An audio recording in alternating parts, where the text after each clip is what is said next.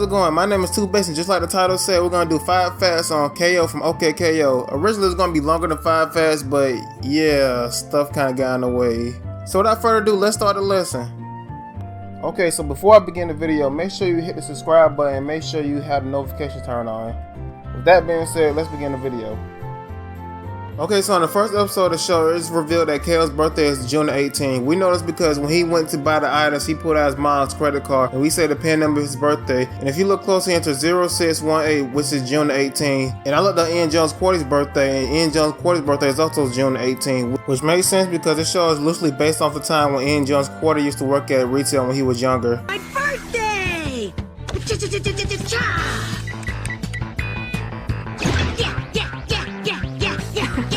Congrats, kid. Thanks, Enid. I'll see you around.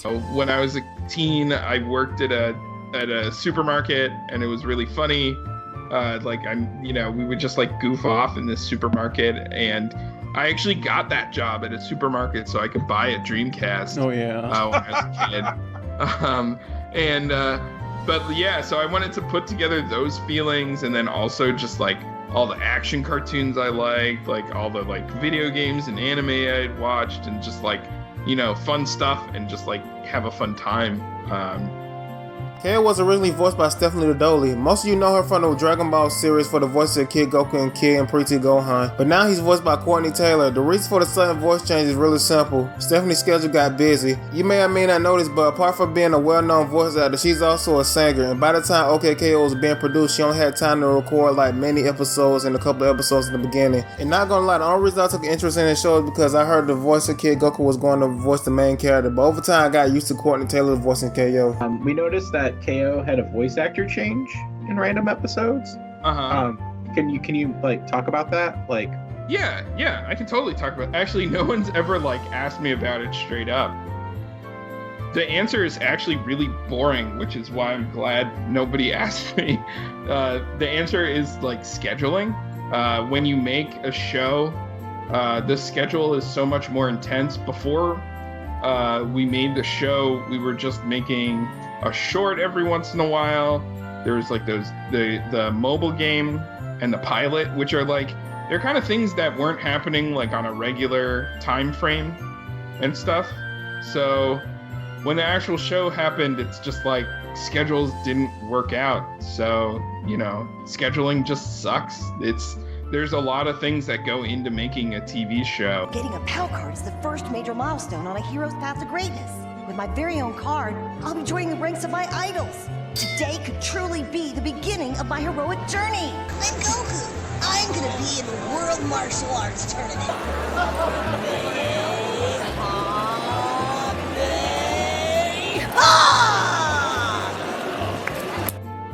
Besides the unknown Kappa Girl, KO is one of the only few characters that is time to have a decimal power level. And the reason why I said this time is because KO did a lot of grinding by fighting monsters with Hero in the episode of Hero's Fate. And he could have already leveled up, but we don't have any confirmation yet. But besides the low power level, KO has the highest fear resistance level at level 15. Granted, we haven't seen Enid's fear resistance level, but by the fact that KO was able to conquer her fear with ease, shows that KO resistance level is higher than hers. And by the fact that Enid struggled to conquer Rad's fear implies that Enid's fear resistance level is either equal to Rad's or a little bit lower than Rad's. Ninja, huh?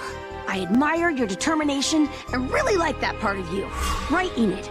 I think you're always trying to play it cool, and I think you're doing a great job. I mean, it always works on me.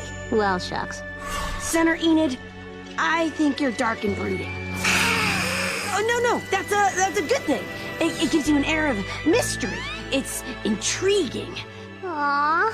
Hey, this guy's pretty cool. Yeah. Have a punch-tastic day! I should compliment Enid more often. Huh? It's the way out! Yeah!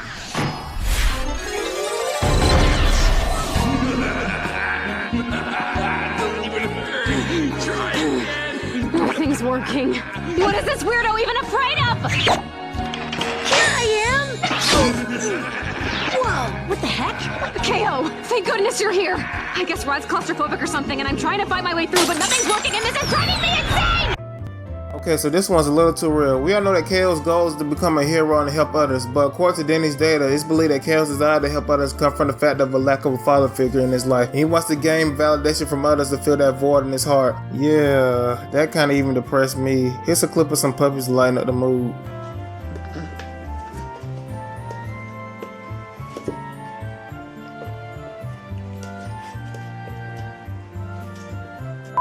Eventually I'll be so strong it'll be able to punch through thick metal. Ow! Ow! Yep, you'll have your hatch back up and running in no time. Ow! Ooh. Okay, for the last one I'm putting on here because I sent a clip that gave it a little more credibility. So if it's not true in the future, you can call me out through the comment sections. I can take criticism, I'm not sensitive. Okay, so Ian Jones Quarter confirmed that the K and the O and K.O.'s name are first and middle initials. We don't know what the O and K.O. stands for, but it's showing Parking Lot Wars that the K.O.'s name is K.O. Kincaid. People are iffy if this is a real name or not, but in my opinion, I think it is real for a couple of reasons. Like for a couple of cartoon video games, some things are not canon, like when WD tosses up his hat, reveal hair. But it's confirmed that's not what's actually on his hat. There are some games that are canon, like in the Young Justice video game, where Tula dies and Aqualad brings it up in a later season. Tula, stop! No, Tula, you can't! It is the only way! Goodbye, my friends. I love you. God.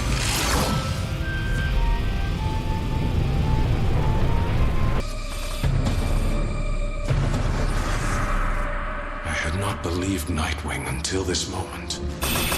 You did not want to believe! None of us wanted to believe this! How could you betray us? You dare question me? After all of you let Tula die! Okay, so what I mentioned before, there was a clip that gave this name a little more credibility, and what the clip I'm talking about is from a mini episode show called Villainous. I'm not gonna lie, I haven't seen this show mainly because it's in Spanish, but when the guy with the top hat was doing his data scan analysis on K.O, Enid, and Rad, you can see next to nombre, which is Spanish for name, it says K.O Kincaid. Also, if you haven't figured out already, K.O Kincaid is also a reference to the Dragon Ball Z movie, the K.O Ken, which makes sense because not only is Ian Jones Quarter a huge Sonic fan, but he's also a big Dragon Ball fan. I mean, technically now it's pronounced the Kaioken, but in early Toonami days it's actually pronounced the Kaioken. But that's when English dub translation wasn't really all that good. Kaioken times 3!